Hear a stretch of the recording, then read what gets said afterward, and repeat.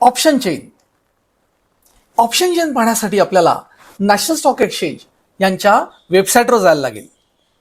या वेबसाईटवर त्यांनी अवेलेबल असलेल्या सर्व, म्हणजे तुम्ही जे काही इन्स्ट्रुमेंट तुम्ही सिलेक्ट कराल तर त्या इन्स्ट्रुमेंटच्या अवेलेबल असलेल्या सर्व कॉल आणि पुट यांचा डेटा हा असा त्यांनी एकाखाली एक असा मांडलेला आहे.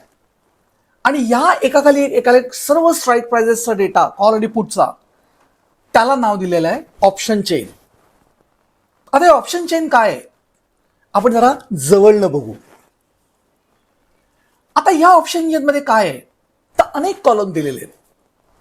पण नॅशनल स्टॉक एक्सचेंजची ही वेबसाईटची ही जी काही ऑप्शन चेन आहे तर ही ऑप्शन चेन ही आपल्याला हा जो डेटा देते तर त्या डेटामध्ये आपल्याला जो पुढील प्रवासात लागणार आहे अशी इन्फॉर्मेशन ही फारशी नसते. आणि त्यामुळे ही जी ऑप्शन चेन आहे ह्याचा आपण तितकाच वापर करणार नाही आहोत.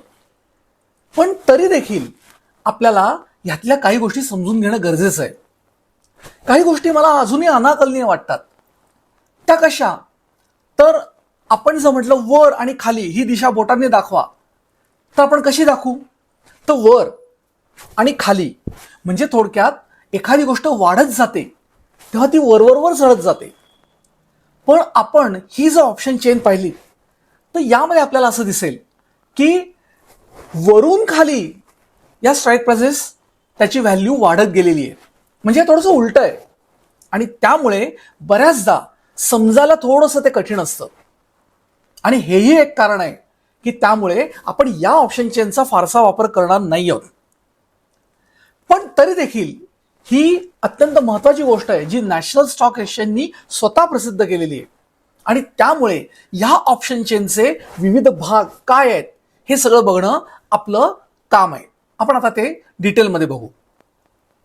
आता या ऑप्शन चेनमध्ये काय आहे तर हा जो मधला भाग आहे हा मधला भाग आहे तर तो सर्व स्ट्राईक प्राइजेस त्यांनी दिलेले आहेत.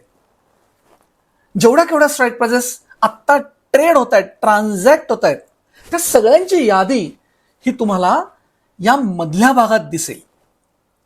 त्यानंतर या ऑप्शन चेनचा हा जो डावा भाग आहे तर या डाव्या भागात कॉलचा डेटा हा त्यांनी नोंदवलेला आहे. त्याचबरोबर उजव्या भागामध्ये सर्व पुट्सचा डेटा हा या ठिकाणी आपल्याला नोंदवलेला दिसतो. ही त्याची ढोबळ अशी रचना आहे. आता काय होतं तर या ऑप्शन चेनचा हा जो सगळ्यात मधला भाग आहे, म्हणजे मधला म्हणजे कुठला तर आत्ता स्पॉट मार्केट हे जिथे आहे तर ते स्पॉट मार्केट ज्या स्ट्राईक प्राइसच्या जवळ आहे ती स्ट्राईक प्राइस ही त्यांनी सगळ्यात मध्यात दिलेली असते. आणि त्या स्ट्राईक प्राइसला म्हणतात ऍट द मनी.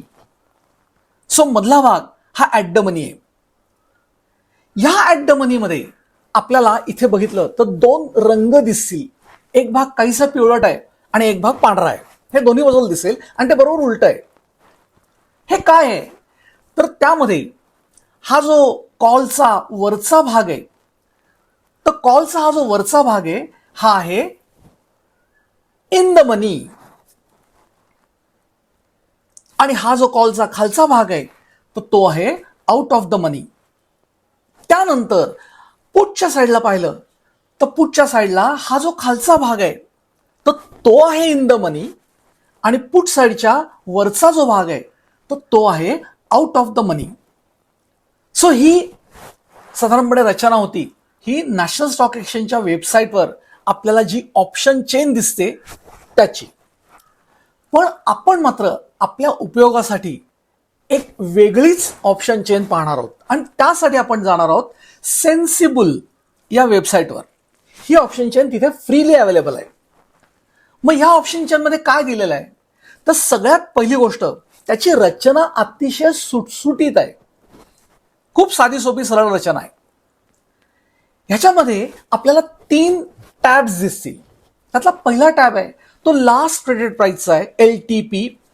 दुसरा जो टॅब आहे तर तो ओपन इंटरेस्टचा आहे आणि तिसरा जो टॅब आहे तो आहे ग्रीक्सचा आहे. हे ग्रीक्स काय आहे, हे ओपन इंटरेस्ट काय आहे आपण पुढील प्रवासात बघणार आहोत.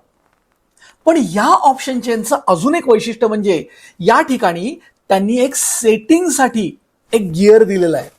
आणि जेव्हा आपण हा सेटिंगचा गिअर प्रेस करतो त्यावेळेला या ऑप्शन चेनच्या कॉलम्समध्ये अनेक गोष्टी तुम्ही ऍड करू शकता, वजा करू शकता आणि आपल्याला हवी त्या पद्धतीने ही ऑप्शन चेन आपण डिझाईन करू शकतो. सो ही सेन्सिबल या वेबसाईटवरची ऑप्शन चेन आहे, ही फ्री आहे आणि पुढील प्रवासात आपण या ऑप्शन चेनचा वापर करणार आहोत.